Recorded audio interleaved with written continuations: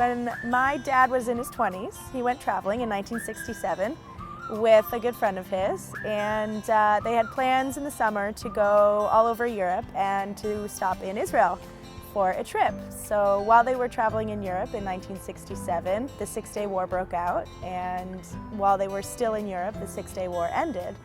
So they were still able to go to Israel. So when they got to Israel, they of course went to Jerusalem, and they were hanging out, you know, just taking a break, and all of a sudden they get a tap on their shoulder, and it's a group of Israelis asking them how to get to the Old City. And when my dad told me this story a few years ago, I thought it was really cool because for 20 years, Israelis had never been able to go to the Old City. So the fact that they were asking two Canadians how to get to the Old City was just really interesting to me. And it sort of puts me and my family in the story of Jerusalem and the reunification of Jerusalem at that time. I wished my dad had told me this story earlier.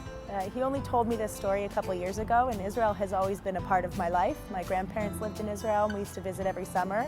But I didn't realize that my dad had a story until a couple years ago when he told me the story. So since then, I've really been inspired to encourage young people to find out what the stories of their parents are, and their grandparents, and their aunts, and their uncles, and their friends, because it is what connects us to the story of the Jewish people and connects us to Israel.